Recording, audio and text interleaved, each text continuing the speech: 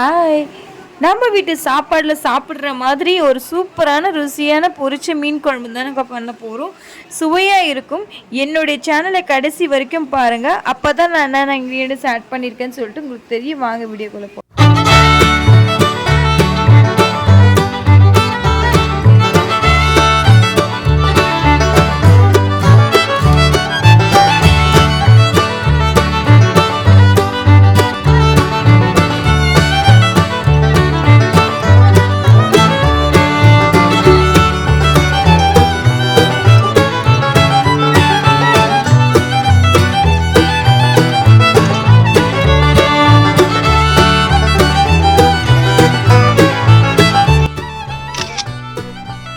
சூப்பரான நம்ம அருமையான பொரிச்ச மீன் குழம்பு தாங்க செய்ய போகிறோம். எல்லா மீனும் கிளந்துருக்குங்க. இதில் எனக்கு தெரிஞ்சு ரொம்ப ஈஸி அண்ட் சிம்பிள் மெத்தடில் தான் இப்போ மீன் குழம்பு செய்ய போகிறோம். இது நம்ம ஃப்ரை பண்ணி தாங்க செய்ய போகிறோம். அதுவும் பார்த்திங்கன்னா இது கிழங்கா மீன் எடுத்திருக்கோம், மீன் கலந்துருக்கோம். ஸோ பார்த்துங்க, சூப்பராக ஃப்ரெஷ்ஷாக இருக்குது. ஸோ இந்த மாதிரி பட்டின பக்கம் போனீங்க அப்படின்னா நீங்களுமே வாங்கிக்கலாம். ஸோ நான் இன்றைக்கி எடுத்துக்கிறது 1 கிலோ மீன் நல்லா மஞ்சத்தூளும் உப்பு போட்டு நல்லா வாஷ் பண்ணி எடுத்திருக்கேன். ஸோ அடுத்த ஸ்டெப் நம்ம என்ன பண்ணலான்னு பார்க்கலாம். இப்போ இந்த மீன் ஃப்ரை பண்ணுறதுக்கு நம்ம ஒரு மசாலா ரெடி பண்ணிடலாங்க. ஒரு தட்டு எடுத்துக்கோங்க, இல்லைன்னா அகலமான ஒரு பாத்திரம் எடுத்துக்கோங்க. தேவையான அளவுக்கு நீங்கள் மிளகாத்தூள் ஆட் பண்ணிக்கோங்க. தனி மிளகாத்தூள் ஆட் பண்ணிக்கலாம், இல்லை நீங்கள் குழம்பு மிளகாத்தூள் ஆட் பண்ணிக்காலும் நல்லா ஆட் பண்ணிக்கலாங்க. உங்களுடைய விருப்பம் அது. நான் இன்றைக்கி 1 to 1 டீஸ்பூன் தாங்க ஆட் பண்ணியிருக்கேன். இப்போ பார்த்தீங்கன்னா நம்ம லைட்டாக காஷ்மீரி மிளகா ஆட் பண்ணிக்கலாங்க. இதில் காரம் இருக்காது, பட் நம்ம கலருக்கோசரம் நம்ம ஆட் பண்ணிக்கலாம். இருந்தால் போட்டுக்கோங்க, இல்லைன்னா நீங்கள் இது ஆப்ஷனல் தான். ஸோ தேவையான அளவுக்கு நம்ம சால்ட் ஆட் பண்ணிக்கலாங்க. தேவையான அளவுக்கு லைட்டாக ஆயில் ஊற்றிக்கோங்க. நல்லெண்ணெய் ஊற்றி நல்லா அப்படி போட்டு நம்ம பிசையணும் போகிறோம். நல்லா இந்த மாதிரி பிசையணுங்க. நல்லா இந்த பிசைஞ்சு நம்ம செய்கிறோமோ அந்த அளவுக்கு அந்த மசாலா ஊறணும். ஊறி நல்லா ஒரு மீன் வறுவல் வந்த பிறகு தான் நம்ம மீன் குழம்பு செய்ய முடியுங்க. எல்லாமே நீங்கள் ஆட் பண்ணுற மசாலா பொறுத்து தாங்க. நான் சொல்கிறபடி நீங்களும் செஞ்சீங்கன்னா உங்களுக்கு அவ்வளோ அருமையாக ஒரு குழம்பு. இப்போ ஒரு மீன் எடுத்துக்கலாங்க. மசாலாவும் ரெடி பண்ணியாச்சு. ஸோ பாருங்கள், ஃபுல்லாகவே அப்ளை பண்ணிவிடுங்க. நல்லா இந்த உள்ளேருந்து நீங்கள் அப்ளை பண்ணணுங்க. ஸோ அப்ளை பண்ணிவிடுங்க. பாருங்கள், ஃபுல்லாக இந்த மாதிரி அந்தளவுக்கு மசாலா ஊறி வரணுங்க. ஸோ அப்படி அப்ளை பண்ணுங்கள். நம்மக்கிட்ட இருக்கிற மீனில் எல்லாமே நம்ம இதே மாதிரி ஃபுல்லாகவே மசாலா அப்ளை பண்ணிடலாங்க. சூப்பராக பார்த்தீங்கன்னா மசாலாலாம் ஃபுல்லாகவே அப்ளை பண்ணிவிட்டு அந்த ஃபிஷ்ஷில். இப்போ நம்ம என்ன பண்ணலாம்னா, ஒரு தோசை தவா இருந்தால் இல்லை ஒரு பாத்திரம் இருந்துச்சுன்னா அதில் பார்த்தீங்கன்னா இதை பொரிச்சிடலாங்க. ஸோ இப்போ நான் இன்னைக்கு பார்த்தீங்கன்னா தோசை தவா எடுத்திருக்கேன். ஸோ எங்கள் வீட்டில் பார்த்தீங்கன்னா மீன் வறுக்கவே தனியாக ஒரு தவா வச்சுருக்காங்க. அதனால தான் பார்த்தீங்கன்னா உங்களுக்கு இந்த அளவுக்கு பிளாக்காக இருக்கும். எல்லாமே தப்பாக எடுத்துக்காதீங்க, என்னடா இது பிளாக்காக இருக்குன்னு சொல்லிட்டு. ஸோ இந்த மாதிரி பொரிச்சு தான் இந்த அளவுக்கு கலர் வந்திருக்கு. ஸோ இந்த மாதிரி ஃப்ரை பண்ணி செய்யும் போது அவ்வளோ அருமையாக இருக்கும். இது லஞ்ச் பாக்ஸுக்கும் ஹஸ்பண்டுக்கு நீங்கள் வித்தின் ஃப்ராக்ஷன் ஆஃப் செகண்டில் நீங்கள் செஞ்சு கொடுக்கலாங்க. எல்லாருமே பார்த்தீங்கன்னா மீன் குழம்பு செய்யும் போது ஃப்ரை பண்ணி செய்ய மாட்டாங்க. எல்லாருமே மீனை நல்லா புளியை கொதிக்க வச்சு ஒரு கொதி வந்த பிறகு தான் மீனை போட்டு செய்வாங்க. பட் நம்ம பார்த்தீங்கன்னா டிஃப்ரெண்டான முறையில் ஒரு பொரிச்சு மீன் குழம்பு செய்ய போகிறோம். அதுவே எல்லாமே கலந்த மீன் தாங்க. அதுதாங்க ஹைலைட்.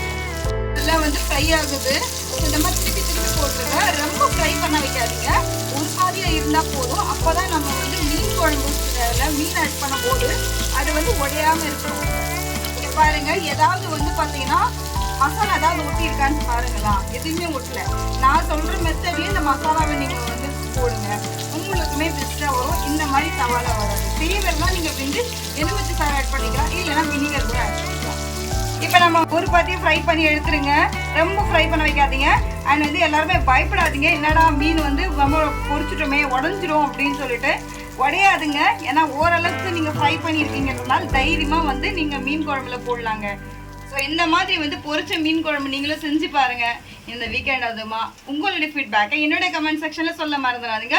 இப்போ எல்லாமே நம்ம இதே போல் ஃப்ரை பண்ணி எடுத்துக்கலாங்க. இப்போ பொரிச்ச மீன் குழம்புக்கு நம்ம ஒரு சூப்பரான ஒரு மசாலா ஆட் பண்ணிக்கலாங்க. இதுதான் சீக்ரெட் மசாலா.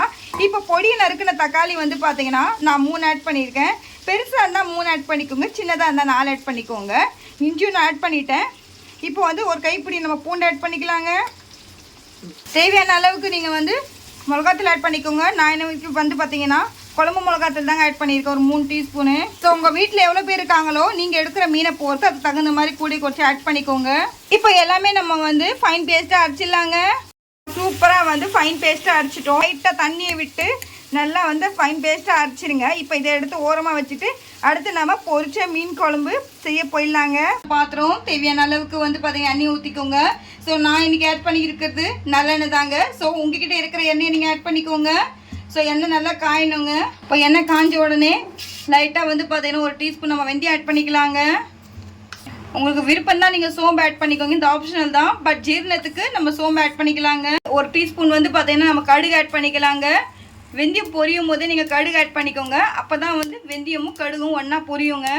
இங்கே பாருங்கள், இப்போ நல்லா கிண்டுங்க. ஏன்னா வந்து நுர வருது வந்து எதுக்காக அப்படின்னா இது பியூர் எண்ணெய்ங்க, செக்காட்டின எண்ணெய்ங்க வீட்டில். ஸோ அதனால தான் நான் வந்து பார்த்தீங்கன்னா செக்காட்டின எண்ணெய் தான் இங்கே மோஸ்ட்டாக யூஸ் பண்ணுவேன். ஸோ அடுத்து நம்ம ஆட் பண்ணது கறி லீவ்ஸுங்க. கறி லீவ்ஸ் ஆட் பண்ணியாச்சு. நல்லா வதவிட்டே இருங்க. இந்த பொடியை நறுக்குன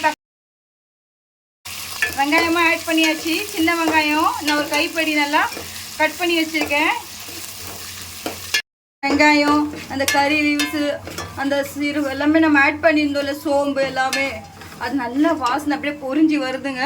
பாருங்கள், நல்லா பொரிஞ்சிச்சு, இந்த மாதிரி ப்ரௌனிஷாக ஆயிடுச்சுங்க. ஸோ இந்த நேரத்தில் நம்ம ஆல்ரெடி மிக்ஸி ஜாரில் நம்ம ஃபைன் பேஸ்ட்டாக அரைச்சிருந்தோம்ல தக்காளி மசாலா எல்லாமே. ஸோ இதுக்கு ஒரு சீக்ரெட் ரெசிபி மசாலா நம்ம ரெடி பண்ணியிருந்தோம்ல, அதை நம்ம ஆட் பண்ணிக்கலாங்க. இப்போ வந்து நம்ம பச்சை வாசனை போகிற அளவுக்கு அப்படியே நல்லா வதவணுங்க.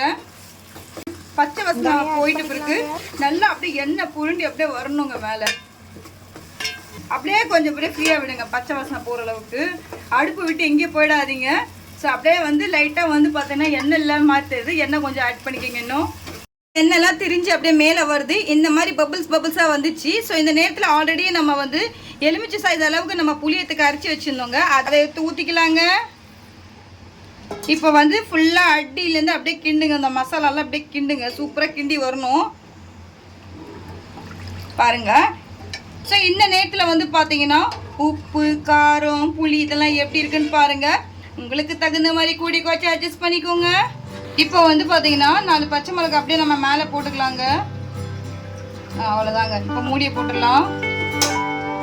கொதி வர அளவுக்கு விட்டுருங்க அப்படியே ஃப்ரீயாக. கொதிச்சிருச்சுங்க. ஸோ இந்த நேரத்தில் நம்ம பொரிச்ச மீன் ஆல்ரெடி நம்ம ஃப்ரை பண்ணி வச்சுருந்தோம், அதை நம்ம ஆட் பண்ணிக்கலாம். பாருங்கள், எண்ணெய்லாம் தெரிஞ்சு மேலே வருது. ஸோ இதை மேலே ஆட் பண்ணிடுங்க. ஸோ ஒன்று ஒன்றா அப்படி போடுங்க. ஸோ மீன் எல்லாமே ஆட் பண்ணிட்டோம். ஸோ ரொம்ப கொதிக்க விடக்கூடாது, ஜஸ்ட் 5 நிமிஷம் தான். 5 நிமிஷம் விட்டு தான் நம்ம எடுக்க போகிறோம், ஏன்னா ஆல்ரெடி இது பொரிச்சுதுங்க. இப்போ 5 நிமிஷம் ஃப்ரீயாக விடுங்க. மீன் நல்லா கொதிச்சிருச்சுங்க. ஸோ பாருங்கள், ஏன்னா பாருங்கள் ஃப்ரை நல்லா அப்படியே கொதிச்சு மேலே வருது. ஜஸ்ட் ஒரு கொதி வந்து தான் இங்கே எடுக்கணும். ஸோ இங்கே கூட உடையில எங்கேயாவது ஒன்று உடஞ்சிருக்கான்னு பாருங்கள், உடையாமல் வந்திருக்குது. சூப்பரான வந்து பார்த்தீங்கன்னா ரெடி ஆகிடுச்சிங்க பொரிச்ச மீன் குழம்பு. இந்த மாதிரி ஃப்ரை பண்ணி நீங்களும் செஞ்சு பாருங்கள். உங்களோட ஃபீட்பேக்கை என்னுடைய கமெண்ட் செக்ஷனில் இப்போ சொல்ல மறந்துடாதீங்க. இப்போ பாருங்கள், இந்த நேரத்தில் வந்து பார்த்தீங்கன்னா நம்ம மேலே கொத்தமல்லி போட்டுடலாங்க. கொத்தமல்லி தூக்கிட்டு சூப்பரான வந்து பார்த்தீங்கன்னா என்னுடைய ஸ்டைலில் அருமையான பொரிச்ச மீன் குழம்பு ரெசிபி ரெடிங்க. வாங்க இப்போ பரிமாறி. சுட சுட சாதங்க பார்க்க அவ்வளோ அருமையாக இருக்குது. இப்போ தான் சாப்பாடை வடிச்சிருக்கேன். இப்போ பாருங்கள், சூப்பரான வந்து பார்த்தீங்கன்னா பொரிச்ச மீன் குழம்பு ரெடி ஆகிடுச்சிங்க. பாருங்கள், பார்க்கவே சூப்பராக இருக்குது. ஸோ பிகினர்ஸ்க்கு சொல்கிறேங்க, நான் சொல்கிற மெத்தட்லேயே கண்டிப்பாக நீங்களும் ட்ரை பண்ணுங்கள். உங்களுடைய ஃபீட்பேக்கை சொல்லுங்கள். கண்டிப்பாக இந்த வீக்கெண்ட் அதுமா பிளான் பண்ணுங்கள். உங்களுடைய ஃபேமிலி, ஃப்ரெண்ட்ஸ் அண்ட் பேச்சுலர்களுக்கும் இது ரொம்பவே யூஸ்ஃபுல்லாக இருக்குங்க. செய்ய தெரியாதவங்க கூட வந்து இந்த மாதிரி மெத்தடை நீங்கள் செஞ்சீங்கன்னா அவ்வளோ வந்து அடிக்கடிக்கு செய்ய ஆரம்பிச்சிருவீங்க. இதை வந்து எல்லாமே கலந்த மீன் தான் நான் வாங்கி செஞ்சுருக்கேன்.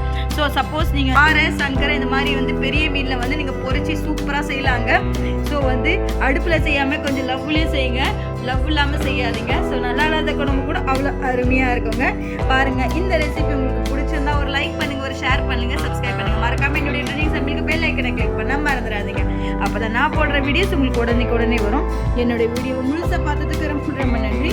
இதே மாதிரி சூப்பரான ரெசிபியில் சந்திக்கும் வரை இப்போ உங்களுடைய அலுமையில் விடைபெறுவது. Take care, love you all, bye bye, see you tomorrow.